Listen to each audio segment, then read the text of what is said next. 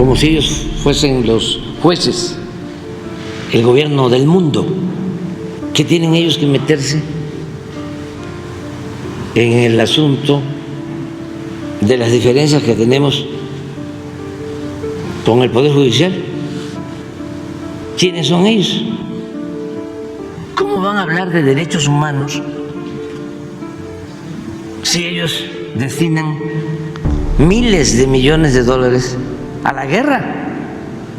México no puede ser nunca un protectorado, una colonia de ningún país extranjero. México es un país libre, independiente, soberano. Tienen que actuar con respeto, aprender a respetar. Los tiempos han cambiado, a México se le respeta. El presidente AMLO lo tiene claro. Cooperación sí, intervencionismo no. El informe que presentó el Departamento de Estado en materia de derechos humanos para el caso México, a mí me gustaría consultarle, presidente, porque al final resulta prioritario hablar del tema de la soberanía nacional, la importancia que tiene la soberanía nacional. Este informe del Departamento de Estado pues retrata un México muy similar a la visión que tiene la oposición a su gobierno, estos sectores que sistemáticamente se han opuesto y que no necesariamente tienen que ver con partidos políticos, sino también particularmente con un sector económico empresarial que pasa por los dueños de los medios de comunicación, no de todos, de algunos de ellos.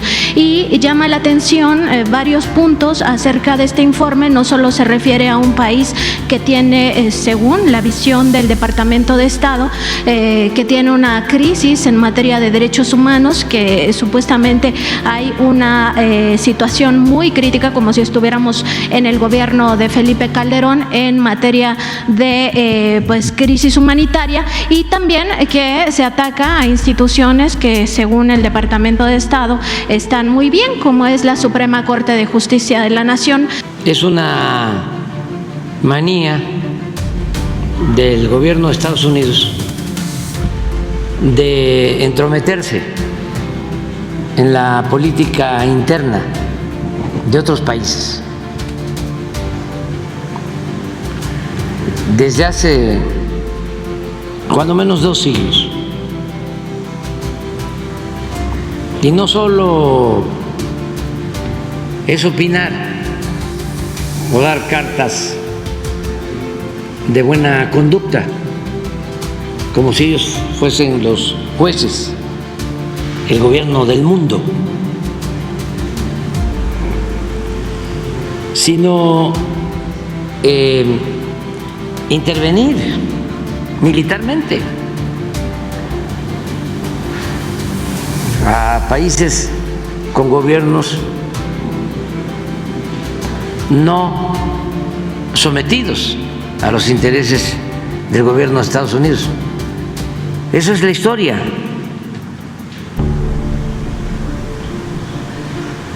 Ellos antes ponían y quitaban presidentes a su antojo. Esa es la historia de los pueblos de América Latina. Bueno, nuestra historia.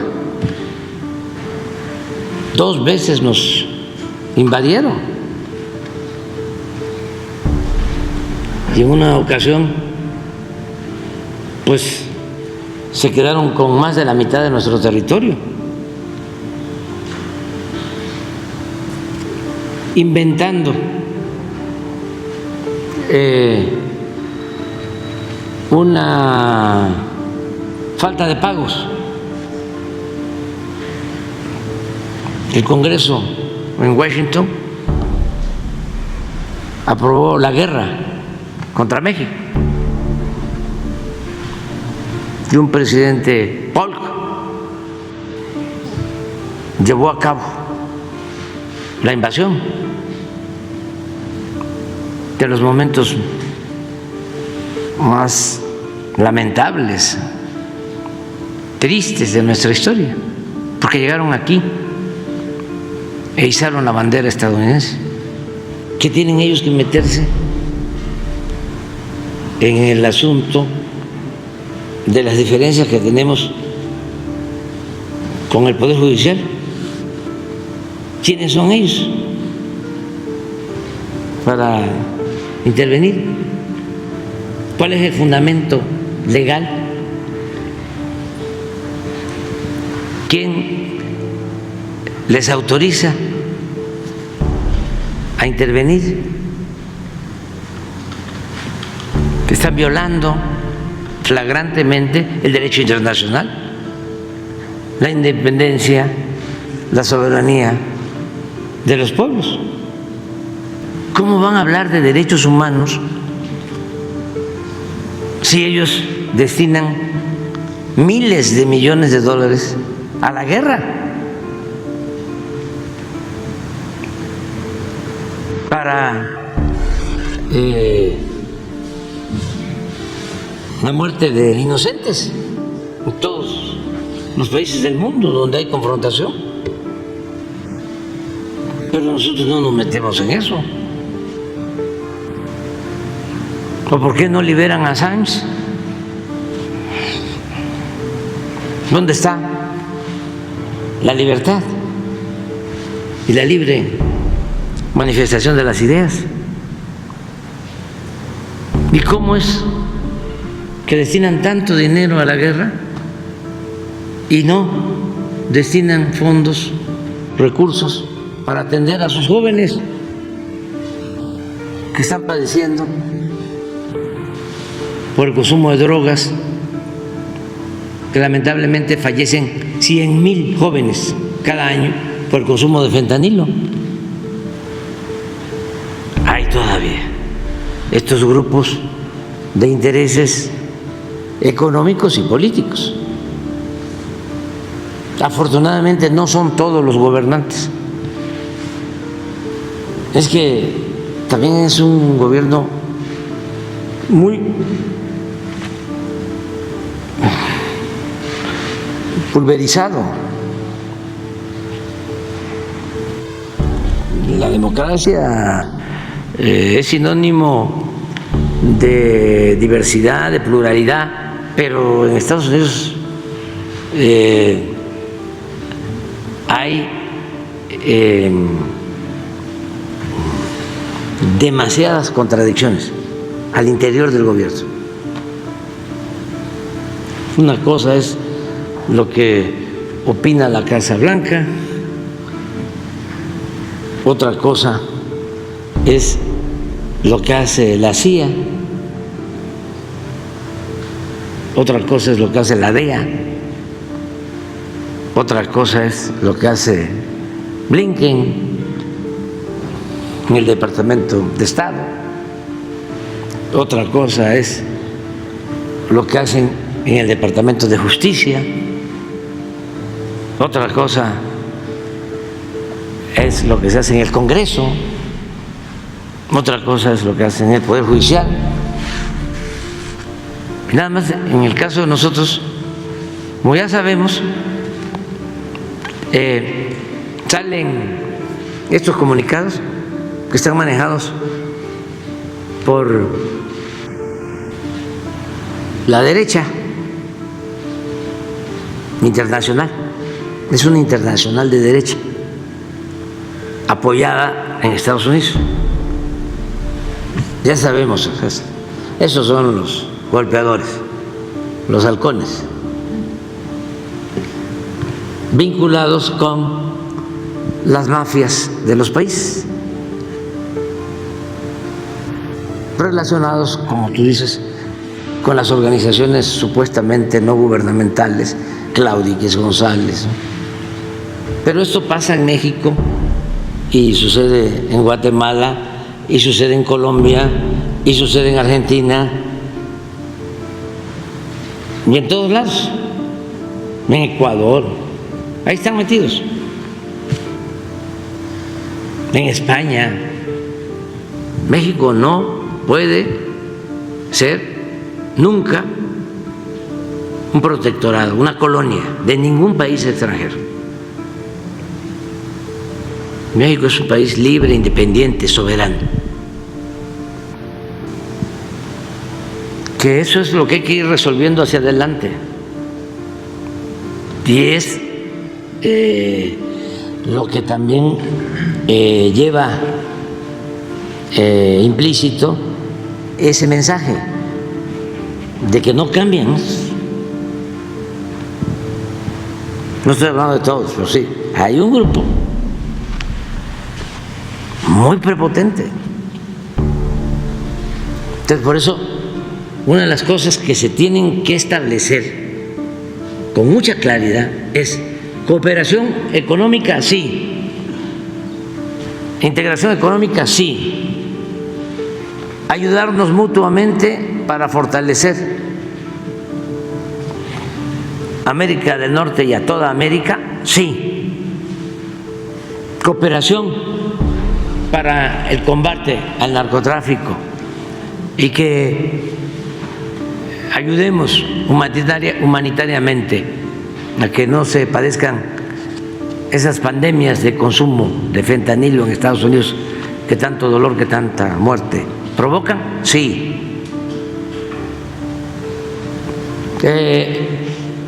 Buscar soluciones de fondo al problema, al fenómeno migratorio, sí, pero respeto a la soberanía. ¿Qué no se puede?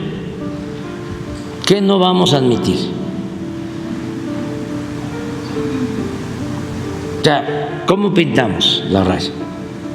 Debemos abrirle a los jóvenes mexicanos ambiciosos las puertas de nuestras universidades y hacer el esfuerzo de educarlos en el modo de vida americano, en nuestros valores y en el respeto del liderazgo de Estados Unidos. México necesita administradores competentes y con el tiempo esos jóvenes llegarán a ocupar cargos importantes y eventualmente se adueñarán de la misma presidencia de México. Y sin necesidad de que Estados Unidos gaste un centavo o dispare un tiro, harán lo que queramos.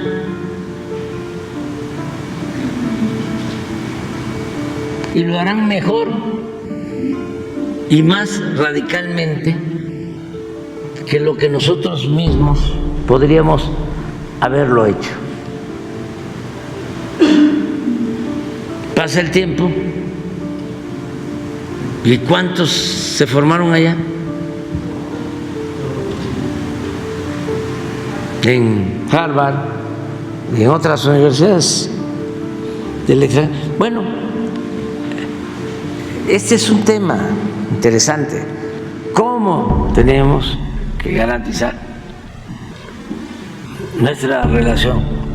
No podemos cerrarnos, no podemos romper, no podemos aislarnos. Es un hecho, una realidad,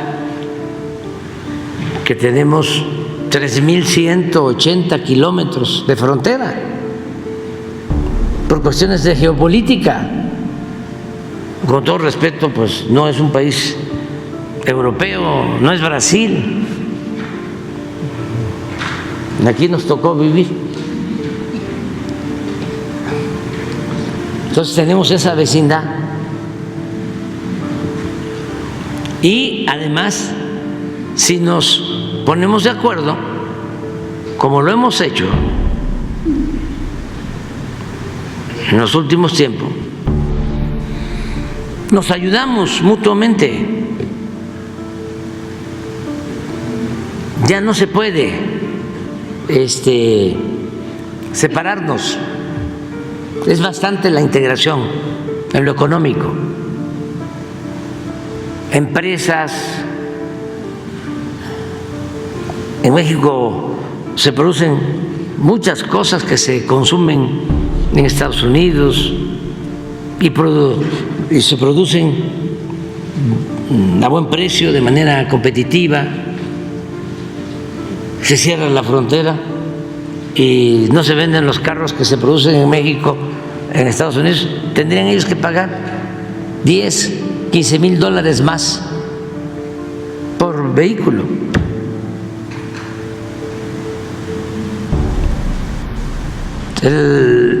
Las empresas de autopartes, hay una relación en la frontera muy dinámica, activa, y a nosotros nos ayuda esa relación y no nos negamos. Parte del éxito de la política económica nuestra ha tenido que ver, entre otras cosas, con la inversión extranjera, que ha llegado a México como nunca. Las dos cosas, inversión extranjera e inversión pública. ¿Cómo resolvemos mantener esta integración económica con respeto a nuestras soberanías? Es un proceso nuevo. ¿Cómo hacerlo enfrentando estos exabruptos?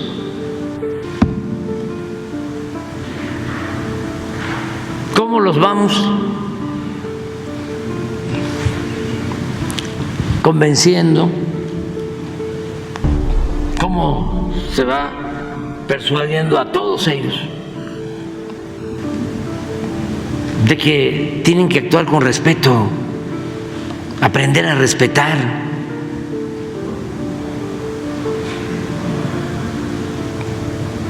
Es una labor y hacia adelante importantísima para los jóvenes, porque de eso depende el desarrollo, de eso depende el fortalecimiento de América del Norte, de toda América, el fortalecimiento de Estados Unidos y el fortalecimiento de México. Repito, nos necesitamos, nos complementamos, solo que tienen que aprender a respetarnos. El mejor presidente de la historia, AMLO sí.